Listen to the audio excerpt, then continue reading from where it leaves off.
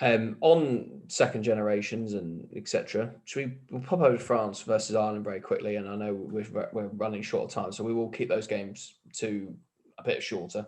But I just wanted to start with something that I found really interesting. I don't know if you saw Sam Warburton picked Jameson Gibson Park for the Lions, and I was like, Sam, did you watch the game, mate? Like, what is that about? So generally, I was thinking about this, right? And we'll talk about the 9-10 combination for Ireland because it's debatable. But Jameson Gibson Park would be 4th, 5th choice for New Zealand at the moment. Yeah, but and he's starting for Ireland. Like, that's how bad, not bad Ireland. No. I'll say that again. That's where Ireland are at the moment. Like, Ireland are bad at the moment. They are, exactly. So, okay, I'll make the point then. Ireland are bad because they're picking like Billy Burns. Again, I know he got slated again on social media, and we don't condone that. But Billy Burns is a great flyer. He's obviously better than us, commentating on it. But again, if you make it a comparison, he wouldn't even get in the top 10 English fly halves. And he's starting for Ireland. Yeah. But in all seriousness, again, that's a player pool thing. You can only have 4 fly halves playing in Ireland. Well, Madigan starts most of the time at Ulster, and Billy Burns doesn't as well. Yeah. Once you start discarding them for not being good enough, you lose spots quite quickly. You get one injury to Carberry, or your pathway in Ireland. Carberry would have been the starting fly half for the under-18 team and then the under-20 team. So whoever was not as good as him in those 2 teams is now playing somewhere else in the Irish rugby system, presumably, didn't get spotted and coached and given all the attention. But now Carberry's effectively, not quite had a career-ending injury, but career-hampering injury for the last few years.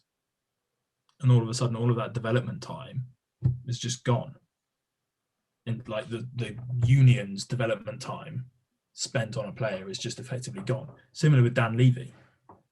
Like, he is, you're far and away the best player in your position coming through the academy system, both at your club and the international age group levels. And then you just disappear effectively. It's a huge loss for those central systems where they don't have a big player base. It's one of the reasons why England are so resilient, that like we can lose Tom Rhys and we've still got quite a lot of other very good sevens. Obviously we sort of struggled a bit at the time, but we were basically fine. We had somebody to play there, whereas Ireland have Van der Fleer, and then that's kind of it. Rhys Ruddock, actually, to be fair to him, played pretty well, but they've got some new guys play. They've got Doris and they've got Heaney and stuff like that. But is Rhys Ruddock better than Brad Shields? I don't know. No. Do you think Ireland are suffering from having that really old World Cup squad? Yeah. And basically a load of people retired, and you lost a load of caps there. And it's going to take them, because they don't have that player pool, to build back up to that. Takes them a hell of a lot longer than any other, than say England or South Africa. A combination of that, and it's probably actually helpful having the players qualifying on residency, because you basically acquire a player having not needed to develop him at all. But who would be playing on the wing for Leinster if it weren't James Lowe for the last few years? Or like Scott Fardy? Ireland are struggling for sixes and back row. And Scott Fardy's been playing for Leinster for the last 3 years. Obviously Rhys Ruddock is there and probably would have just played instead, but would there be somebody else, Irish, young, more developed, that would be able to play instead? Maybe. I just think that Johnny Sexton is a fantastic player. Like, he's been the ROB World Player of the Year. But again, they haven't backed anyone up. Well, obviously, after O'Gara retired years and years ago, they just haven't blooded anyone. Obviously, they did blood someone, but we can't name him. He must not be named. Did you see about Andy Powell? Andy Powell wants to bring Paddy Jackson back. Another controversial figure. We won't do it. Going to happen. But again, what really annoyed me was you've got John Cooney sat at home. Should have played.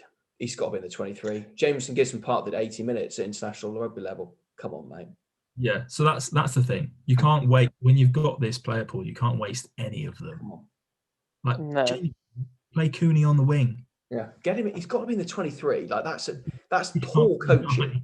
That's a poor coaching decision. Again, I got a bit bored of listening to podcasts last week of ex-pros going, "Oh, fans can't say what they want. They don't know anything." It doesn't take. We've played rugby, we know we know to an extent what it is. Yes, we're not international level players. We've never played in the championship, never played in the Premiership. These players are better than us. I'm not saying that at all, but we know that John Cooney should have been in that 23. We have eyes. We can see how good that he is. Yeah. Like, you'd have to be a Michelin star chef to know when the food is burned. Yeah, come on, like. It's not and especially when you're on the back foot and you're not playing well, what's the harm in chucking him in? Yeah, as well. And the other outside Henshaw, James Lowe, that was nearly a fantastic finish, which is a game-changing moment. They got a try from a lucky bounce, which Dupont was unlucky not to collect, and France just went, "Oh, hello." But when you're playing against France, who admittedly were a little bit shaky to start with, I think Ireland's tactical kicking was okay to target Bryce Doolan. But again, from a coaching point of view, Bryce Doolan, he's quite small, but holy moly, he's good under the high ball. We know that already. I don't know why they would target him so much, because he was just diffusing everything. Target the other lad with a scrum out. I can't remember his name. I probably can't pronounce it anyway. But he's not, but again, he's not had that exposure. Target him. They kicked too much to him.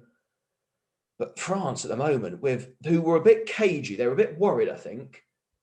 They took a long time to settle, but then you get Matteo Jalibert, who just turns up, chucks an offload, they fling it wide, and Charles Olivion is on the end of it again, galloping away. Oh, France are great. And they just got that Sean Edwards mentality at the end of, we're going to play 10 minutes without the ball, defend, which isn't France. I mean, poor old Leroux, and he trips, not poor old Leroux, actually, Leroux being Leroux, classic French, tripping someone up. It's not panic stations by Ireland because they only lost by 2 points, but it's a game where France were there. But yeah, Dupont again, class. Very quickly, anyone want to say anything on? Is Tricky going? Yeah, I'm sorry, I've got to go. Should have gone about 10 minutes ago. So I'll leave you to it for the last game. Have a good week. Goodbye. See you later. Last game, because we have been on this for a while, actually, to be fair. It's been the longest one we've had so far for a while. Anyone talk about particularly anything quickly on Wales, apart from Rhys Ruddock being Rhys Ruddock, and then people being surprised how good he is, because we've known about how good he is for a while. But that's his first appearance at international level where he's really shone, isn't he? We had a couple of games. These aren't his first 2 tries. This Six Nations. I'm pretty sure he scored already.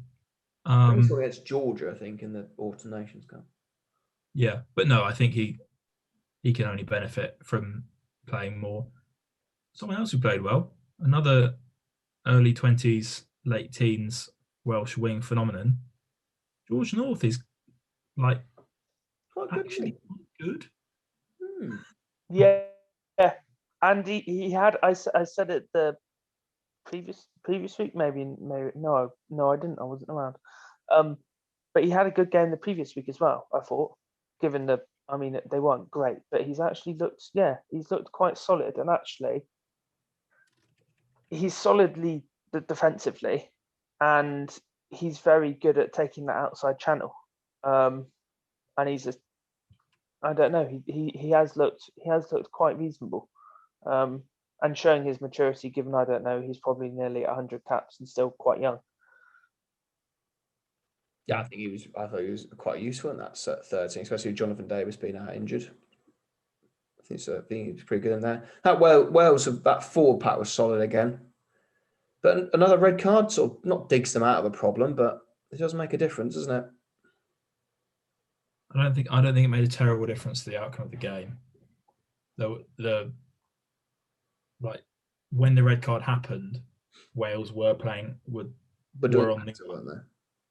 Maybe if it happened in the first half when Scotland were quite a long way ahead, but once it had, obviously difficult to say. Genuinely, nobody will ever know, but teams are very good at playing with 14 men these days, particularly particularly Ireland, but Scotland are quite good at it too, as we saw. Not great, but good enough. So difficult to say, but definitely a red card, as the other one was. Well, they've definitely surprised a lot of people. Obviously, Kay came into this thing with Pivac's sort of job, sort of not hanging by the thread or anything like that, but sort of a bit lurking in the background. But he's sort of proven people wrong, and I think they're looking. You say you've got to give them credit. They're not playing amazing rugby, but they're starting to rebuild under the Pivac starting to get his mentality. And there's a lot more offloads in there in the second half. I think, like Sheedy was fantastic when he came on. Even Wallace Hula Holo, at 30, he looked good. Sent the pass away for Rhys Ruddock, who makes a world of difference. But again, Scotland, I said last week, Scotland, don't spoil your chance. Again, they seem to do this. They were really good in the first half. Like Darcy Graham's try is just a work of absolute art. That is superb.